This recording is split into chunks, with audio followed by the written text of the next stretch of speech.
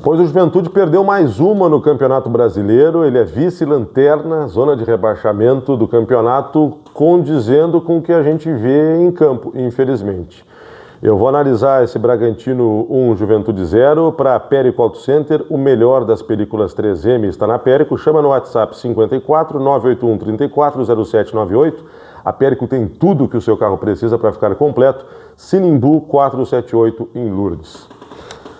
Não esqueça, né? Deixe o like nesse vídeo, inscreva-se no canal e ative as notificações.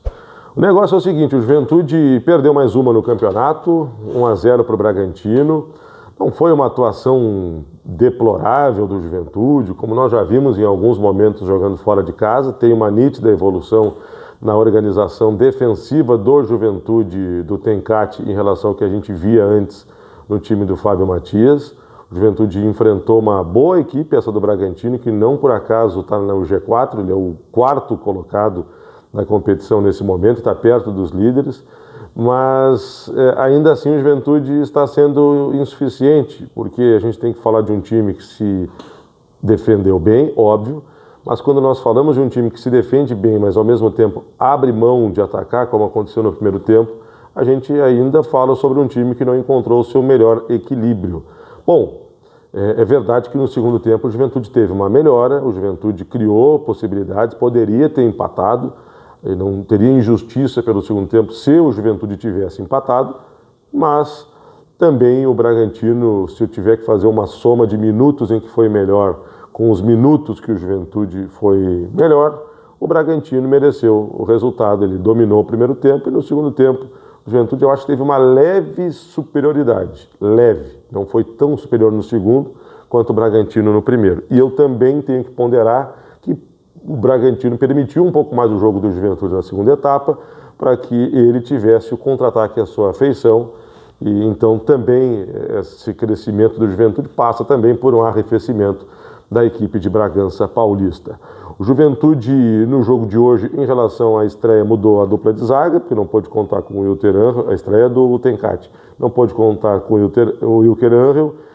ele optou por começar com o Everton na lateral direita, mas a novidade mesmo, dentro de um esquema com 4 defensores, 3 no meio e 3 no ataque, foi o ingresso do Giovani no jogo. E acho até que teve uma atuação razoável. Não é o Nenê, ou pelo menos não conseguiu dar no primeiro tempo enquanto esteve em campo, e até na parte que atuou da segunda etapa, não deu a mesma contribuição que o Nenê, por exemplo, deu nos minutos em que esteve. O que chama a atenção é o fato do Jean Carlos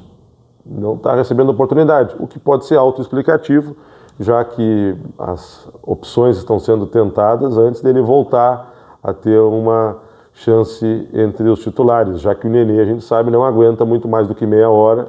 ele ajuda enquanto está em campo, mas é numa minutagem menor, isso não é segredo para ninguém. Foi um jogo, eu repito, em que o Juventude no primeiro tempo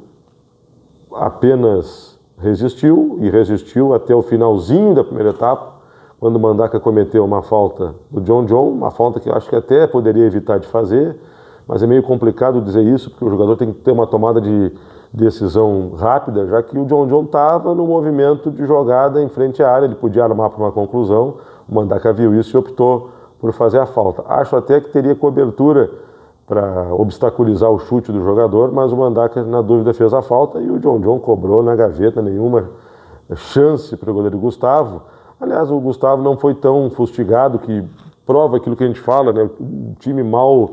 organizado defensivamente, normalmente o goleiro é mais exposto. Como o Juventude está mais organizado, parece que o goleiro também acaba sendo menos exposto. O próprio Marcão, que entrou no segundo tempo na vaga do Gustavo, também teve uma atuação sem sobressaltos, porque não ficou tão vulnerável ao ataque adversário. Bom, o Juventude ele vai ter que buscar pelo menos uma vitória domingo contra o Grêmio, aí não tem adiar, não é empate, não é vamos pontuar, o Juventude tem que ganhar o jogo, porque do jeito que está, ele vai ver aumentar a defasagem dele em relação aos demais times, e aí vai ficar muito difícil. Quando chegar o momento de contratações, o Juventude pode estar com uma defasagem muito grande, até afugentando algumas peças que queiram vir para cá numa condição de competição um pouco mais viável. Então, decisão contra o Grêmio domingo no Jacone e seja o que Deus quiser.